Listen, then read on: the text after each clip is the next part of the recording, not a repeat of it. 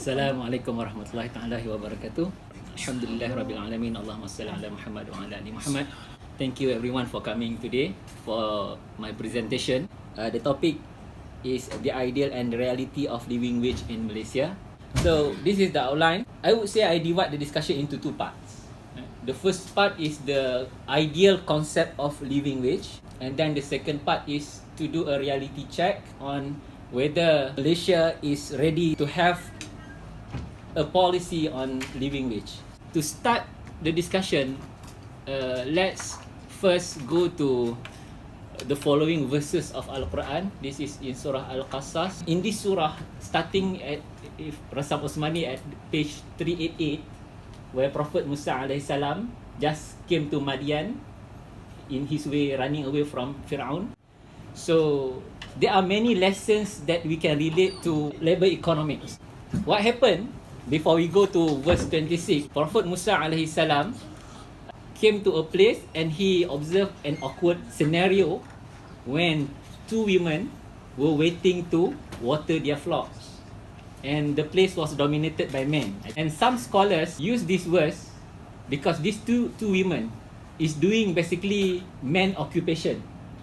Therefore, some scholars would quote this verse to justify that women also can do jobs when there is a need, and the reason justified in the verse is about their father is very old. Despite that, there are also scholars when they talk about women participation in the labour market, they would say it is preferred for women to do more women related job like nursing, teaching and so on. This one is a case where men dominated the place. These two women need to wait. Then Musa AS came. Then he helped them. In verse 25, one of the girl came with shyness, inviting him, telling him that her father invited Musa AS to the house. And then the conversation is about interview. And then come to verse number 26, 27 and 28. The word ta'jir, ajar or ujrah, this is salary, wage that is related to the topic today. What is interesting, one of the girl told the father to employ Musa AS and mention the two characteristics of a good worker, Qawiyul Amin. And then the father offered the working contract. Maybe there are some more conversation before the offer to marry one of the girl comes. And I think that's also relevant to the topic today, that is on living wage, because later we will find that living wage is not simply about an individual worker. It also involves his household. Right? So when the verse talk about offering Musa to marry one of his girl, that means the type of payment that Musa AS would be offered should be good enough to sustain a family. And then look at the perspective of the employer, where the father mentioned, I'm not intended to make your life difficult, and satajiduni insyaallahu minas salihin, you will find insyaallah I am among the salih. So salih, from the perspective of an employer, this is a salih employer. That means first he said, I will not make your life difficult. On top of that, you will find there are many good things insyaallah you will find me offering you, which is also very relevant discussion today, that is on living wage. And then Musa basically signed the agreement, the last verse, agreed with the term, and look at the flexibility offered to the worker. Alright, the father said, you are offered 8 years. Some would say this is part of the mahar of the marriage, but if you like, you can extend that to 10 years. Right? In Tafsir Ibn Kathir, when some companions asked Ibn Abbas which term Musa AS fulfilled, Musa AS fulfilled the 10 years. The following are some terminologies commonly used in labor economics. It is actually quite technical or specific when we say the term wage. Right? Wage basically is based on payment based on certain time period, maybe wage per hour, wage per day, wage per week, and so on. And then times with the duration or period, that will give you earnings. Sometimes earnings may be equal to salary. Earnings plus all the perks and benefits, we get total compensation. And then total compensation add all the other unearned income not related to the job, like rental payment, dividend and so on, that will give you total income. This is the book that I pick and read just to get a good idea of what is living wage. This book is the political economy of a living wage, and it is about United States basically. And the author give a backdrop of the progress in terms of wage payment in United States, starting from Adam Smith period, where from Adam Smith, John Stuart Mill, up until what we call in economics today the marginalism ideology. Earlier on, people like Adam Smith, John Stuart Mill, when they talk about welfare or workers' payment, there is element of religion there, Christianity. There is element of benevolence expected from the workers. Alright? And then when Franklin Roosevelt, 1933 up until 1945, this is war president. He was keen to introduce living wage concept, because this book traced when was the concept started. Roosevelt basically was so keen to introduce this concept in order to ensure welfare of workers in the United States. The only problem, he was in the period of Great Depression. So the businesses was not well. Therefore, this idea could not, started because of the situation of the economy at that time. When I talk about marginalism, these are a few key words that are related to understanding the concept of living wage. Market wage today, in labor economics, very much related to productivity. What it means, as I put there very quickly, assuming a competitive labor market, firms will be wage taker, alright? And also we assume a competitive product market, firm also a price taker.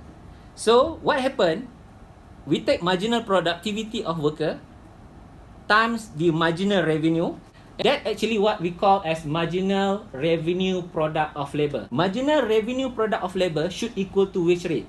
That's the optimal point. That's where firms would know when to hire or to fire workers. It is the additional revenue brought by adding an additional workers. In other words, if you as a firm pay more, your wage is greater than the marginal revenue product of labor, the theory would suggest we should stop hiring or lay off some workers, right? That's very awkward in the context of living wage, because firms actually is paying more to workers who is not giving them as much revenue expected. The idea of living wage also related to the idea of subsistence wage. This is covering the basic needs of the workers. Most of us also are familiar with the idea of minimum wage. Let me show you a diagram first. Okay, this is a common demand and supply of workers. We have equilibrium wage, that market, the first one. Then we have minimum wage. Usually if market wage is too low, the government may introduce the idea of minimum wage. Living wage is much higher than that. Then the concept of just or fair wage.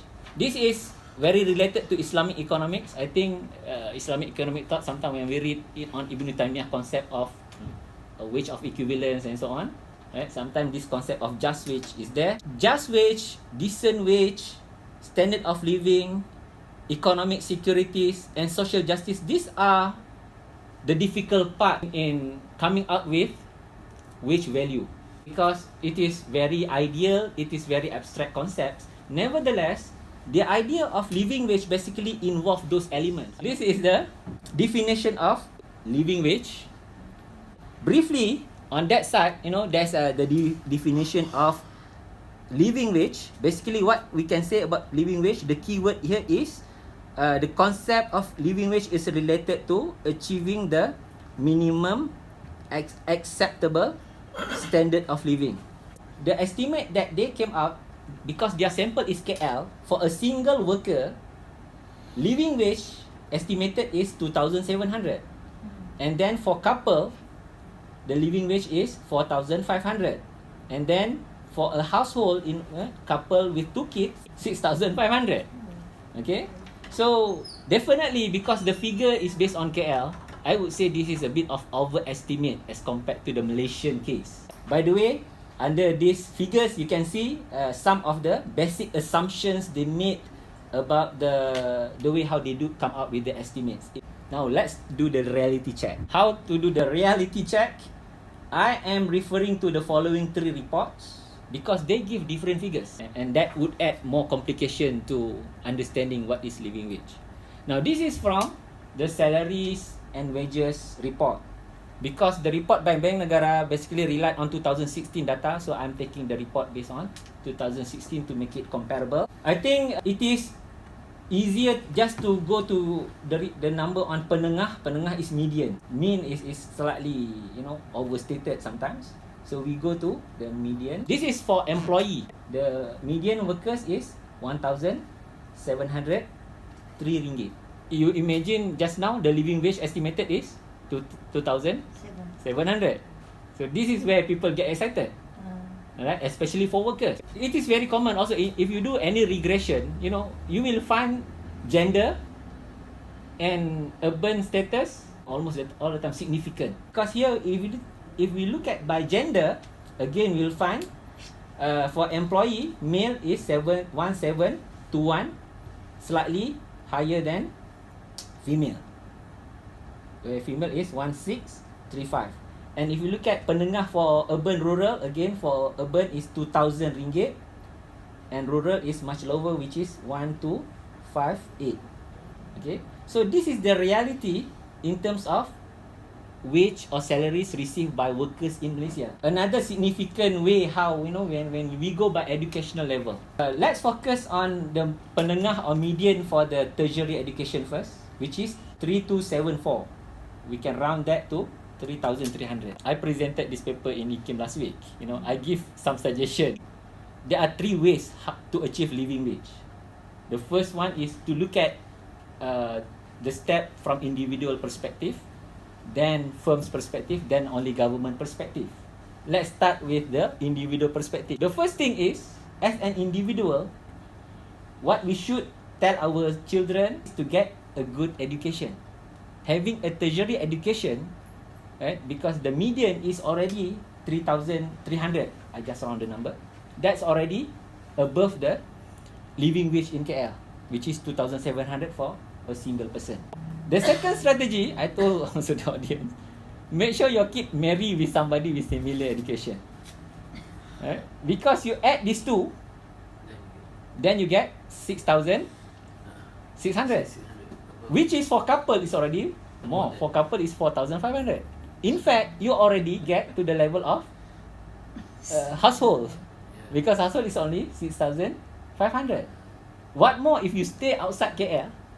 And then the third strategy would also involve individual aspect as well. That is to learn about personal finance. This is another comparison, but this comparison is based on a household income survey. The last column there, where I divide by 160 hours, because theoretically or ideally we should work 8 hours. We have 24 hours. Alright, 8 hours for work, 8 hours for leisure, 8 hours for sleep. In other words, we are given theoretically 16 hours as our discretionary hours to decide between work and leisure. 8 hours, right? Because we work 5 days, 40 hours per week, times 4 weeks per month, 160. So then we get hourly pay, given the minimum wage, and then given the graduate income just now, which is 3,300, we just round the figure. And then the next information is on the median income of our household. This is based on household income survey. Based on the household income survey 2016, the median income of a household is 5,228. And then the average higher, 6,958. And then the last one is the living wage estimated by the Bank Negara. Now let's look at another perspective. This is from expenditure, median expenditure. We have for Malaysia, in 2016, just for Malaysian 4,033 ringgit per month, and then for urban slightly higher. This is Malaysian average, 4,402 ringgit, and then for rural is 2,725. Now, if you look at Putrajaya, which is much higher than Kuala Lumpur, because for KL is 6,214, but Putrajaya 6,971. Recall the living wage for Kuala Lumpur, 6,500. Alright, given the average, which is 6,214, I think that figure by Bank Negara is a bit higher because close. Remember, they also take into account recreational, like balik kampung for festival. By the way,